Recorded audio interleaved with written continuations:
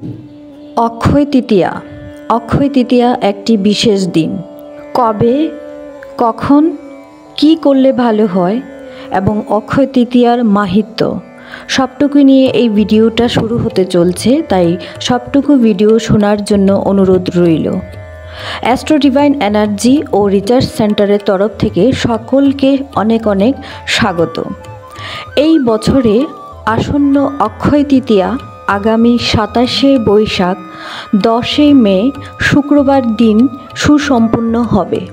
অনেক আগ্রহের সহিত আমরা প্রত্যেকেই এই দিনটির জন্য অপেক্ষা করে থাকি। অক্ষয় তৃতীয়া দিনটিকে একটি শ্রেষ্ঠ দিন বলে মান্য করা হয়, তাই যে কোনো শুভ কাজ এই দিনে করা ভালো। অক্ষয়, যার কোনো ক্ষয় নেই, তাই আমরা অক্ষয় তৃতীয়ার দিনকে যে কাজ করব তার ফল সারা বছর এমনকি সারা জীবন ভোগ করতে হয়। জেনে নিয়ে অক্ষয় তৃতীয়ার কিছু মাহাত্ম্য। মহাভারতের তথ্য থেকে জানা যায়, দ্বাপর যুগে ভগবান শ্রীকৃষ্ণের সুদামা নামে একজন দরিদ্র ব্রাহ্মণ বন্ধু ছিলেন। সুদামা একদিন ভুলবশত শ্রীকৃষ্ণের সমস্ত খাবার খেয়ে ফেলেছিলেন।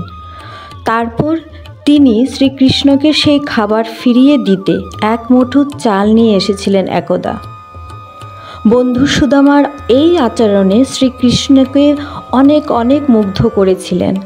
এরপর শ্রীকৃষ্ণ আশীর্বাদ স্বরূপ বন্ধু সুদামাকে সকল দরিদ্রতার থেকে মুক্তি দিয়েছিলেন।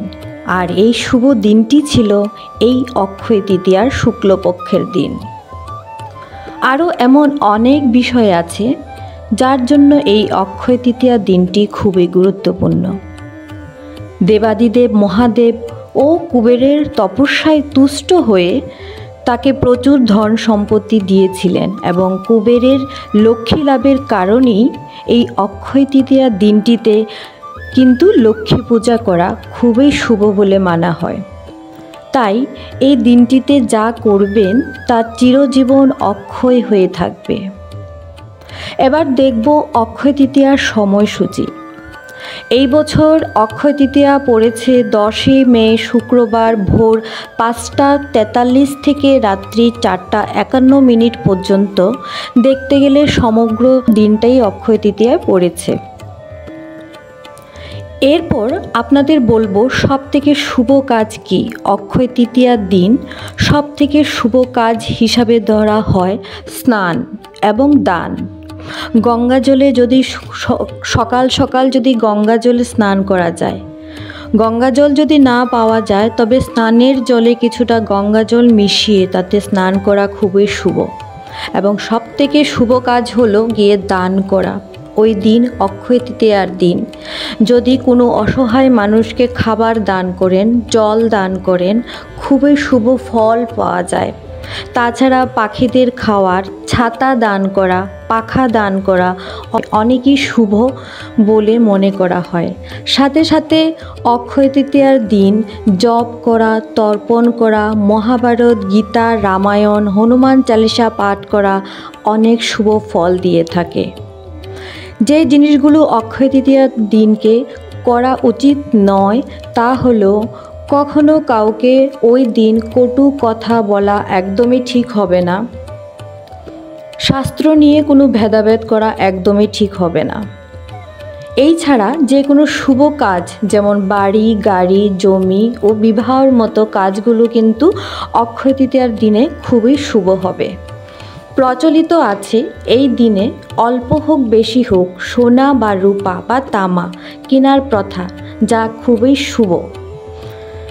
অক্ষয় তৃতীয়ার দিন বাড়িতে শ্রী গণেশ, মা লক্ষ্মী ও শ্রী বিষ্ণুর পূজা করা হয়ে থাকে।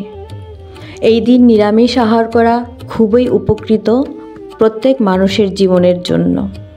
সবথেকে ভালো হয় যিনি আপনার ইষ্ট দেবতা ওনাকে ভোগ নিবেদন করা এবং তার থেকে প্রসাদ গ্রহণ করা। তাই এই অক্ষয় তৃতীয়ার দিনে সবাই মনের মতো করে পূজা অর্চনা করুন, জপ ধ্যান করুন, দান করুন। সকলকে অসংখ্য ধন্যবাদ এবং শুভেচ্ছা জানিয়ে আমার এই ছোট্ট ভিডিওটুকু এখানেই সম্পূর্ণ করলাম। সবার জীবনে যেন শ্রীবৃদ্ধি হয় সেই আশা রাখছি। নমস্কার।